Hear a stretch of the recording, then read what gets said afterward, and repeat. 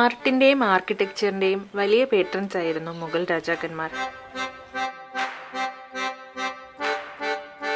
ബാബർ തുടങ്ങിവെച്ച മുഗൾ വാസ്തുവിദ്യാ രീതിയിലുള്ള നിർമ്മാണ ശൈലി പിന്നീട് അധികാരത്തിൽ വന്ന ഹുമയൂൺ ചക്രവർത്തിക്ക് തന്റെ അധികാര യുദ്ധങ്ങളുടെ ഇടയിൽ ആർട്ടിനധികം പ്രാധാന്യം നൽകാൻ കഴിഞ്ഞില്ലെങ്കിലും തുടർന്നു വന്ന അക്ബർ, ഷാജഹാൻ എന്നീ ചക്രവർത്തിമാരുടെ ഭരണങ്ങളിൽ മുഗൾ വാസ്തുവിദ്യാ രീതി അതിന്റെ ക്ലൈമാക്സിൽ എത്തിച്ചേർന്നു. ഇന്നത്തെ എപ്പിസോഡിൽ ഷാജഹാൻ ചക്രവർത്തിയുടെ കാലത്ത് പണികഴിപ്പിച്ച പ്രധാനപ്പെട്ട നിർമ്മിതികളിലൂടെയുള്ള ഒരു യാത്രയാണ്.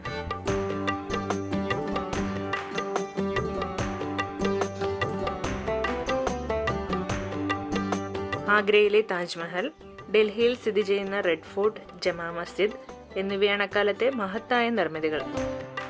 ഷാജഹാൻ ചക്രവർത്തിയുടെ കാലത്തെ പ്രധാന ആർക്കിടെക്റ്റായ ഉസ്താദ് അഹമ്മദ് ലഹോരിയാണ് ഈ 3 ചരിത്ര പ്രസിദ്ധമായ നിർമ്മിതികളുടെയും ശില്പി. അതിനാൽ തന്നെ അദ്ദേഹത്തിന് നാദിറുൽ അസർ എന്ന ടൈറ്റിൽ ഷാജഹാൻ ചക്രവർത്തി നൽകിയിരുന്നു.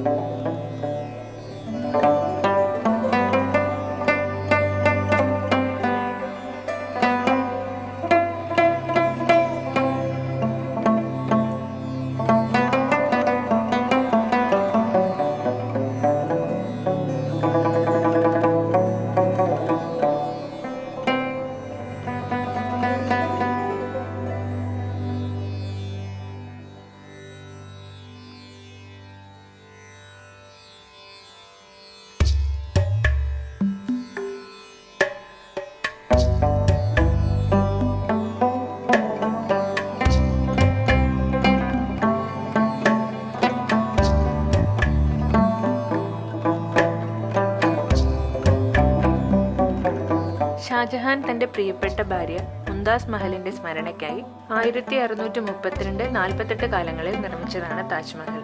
യമുന നദിയുടെ വലത് കരയിൽ യുപിയിലെ ആഗ്രയിൽ സ്ഥിതി ചെയ്യുന്ന താജ്മഹൽ വൈറ്റ് മാർബിളിൽ നിർമ്മിച്ച ലോക പൈതൃകത്തിന്റെ തന്നെ മാസ്റ്റർ പീസുകളിൽ ഒന്നായി കണക്കാക്കപ്പെടുന്നു. ചുവന്ന മണൽക്കല്ലിൽ തീർത്ത ഒരു വലിയ അടിത്തറയിലാണ് താജ് പണി കഴിപ്പിച്ചിട്ടുള്ളത്. അതിനു മുകളിൽ 4 നേർത്ത മിനാരങ്ങളാൽ ചുറ്റപ്പെട്ട പ്രശസ്തമായ താഴികക്കുടം സ്ഥിതി ചെയ്യുന്നു.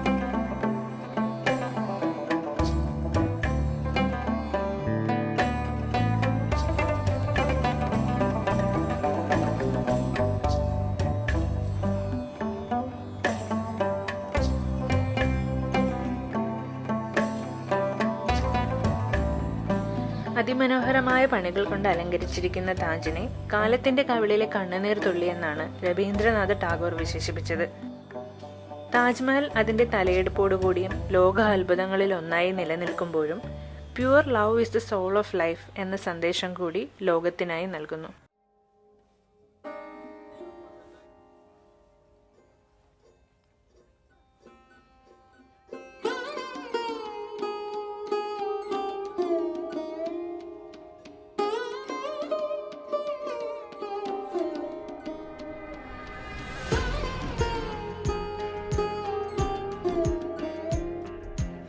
റെഡ് ഫോർട്ട് ഇന്ത്യയുടെ സമ്പന്നമായ രാഷ്ട്രീയ പൈതൃകം, സ്വാതന്ത്ര്യം, പരമാധികാരം എന്നിവയുടെ പര്യായമായ ഒരു ഐക്കോണിക് സ്മാരകമാണ് റെഡ് ഫോർട്ട്. ഡൽഹിയിലെ ഏറ്റവും പഴക്കമേറിയതും തിരക്കേറിയതുമായ മാർക്കറ്റുകളിലൊന്നായ ചാന്ദിനി ചൗക്കിന്റെ കിഴക്കേ അറ്റത്താണ് റെഡ് ഫോർട്ട് സ്ഥിതി ചെയ്യുന്നത്. 1639 ഷാജഹാൻ തന്റെ കൊട്ടാരം ആഗ്രയിൽ നിന്ന് ഡൽഹിയിലേക്ക് മാറ്റാൻ തീരുമാനിക്കുകയും അങ്ങനെ തന്റെ പുതിയ ഭരണവസതിയായി റെഡ് ഫോർട്ട് നിർമ്മിക്കാൻ ഉത്തരവിടുകയും ചെയ്തു. പിന്നീട് ഏകദേശം 200 വർഷത്തോളം ഇവിടം മുഗൾ ചക്രവർത്തിമാരുടെ വസതിയായി തുടർന്നു. ഷാജഹാൻ സ്ഥാപിച്ച പുതിയ തലസ്ഥാനമായ ഷാജഹാനാബാദിലാണ് ചാന്ദിനി ചൗക്ക് മാർക്കറ്റിന്റെ ഉദ്ഭവം. ഈ തലസ്ഥാന നഗരത്തിന്റെ കേന്ദ്രബിന്ദുവും മുഗളന്മാരുടെ അധികാര കേന്ദ്രവുമായാണ് റെഡ് ഫോർട്ടിന് രൂപകൽപ്പന ചെയ്തിരിക്കുന്നത്.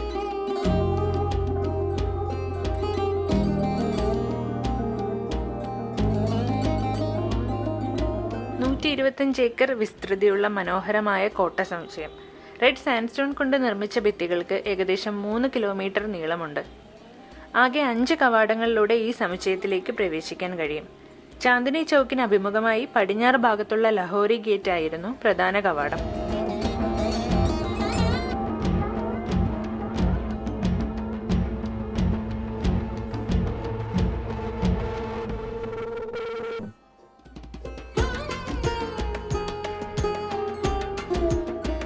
പതിനെട്ടാം നൂറ്റാണ്ട് മുതൽ മുഗളരുടെ ശക്തിയും പ്രാധാന്യവും ക്രമാനുഗതമായി കുറഞ്ഞു വന്നു.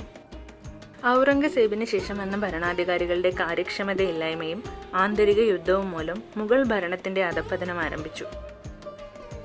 1739 നാദിർഷാ ഡൽഹി ആക്രമിച്ച സമയത്ത് പ്രശസ്തമായ മയൂര സിംഹാസനവും കൊഹിനൂറും മറ്റ് സമ്പത്തുകളും ഇവിടെ നിന്ന് കൊണ്ടുപോയി. പിന്നീട് ചെങ്കോട്ട ആന്റി കൊളോണിയൽ റെസിസ്റ്റൻസിന്റെ പ്രതീകമായി മാറി.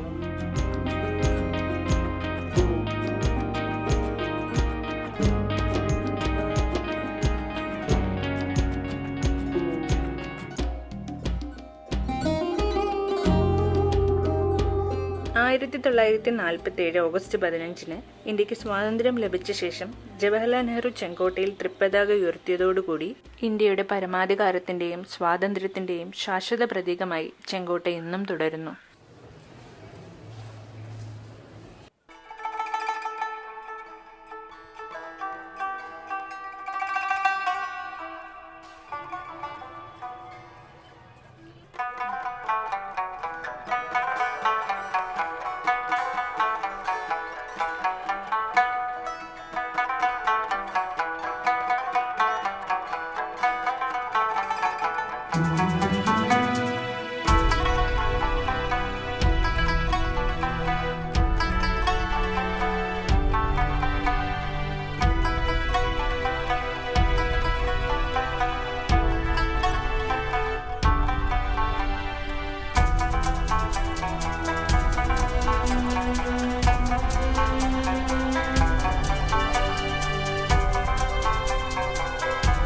ഷാജഹാന്റെ പുതിയ തലസ്ഥാനമായ ഷാജഹാനാബാദിന്റെ ഭാഗമായാണ് ജമാ മസ്ജിദ് നിർമ്മിച്ചത്.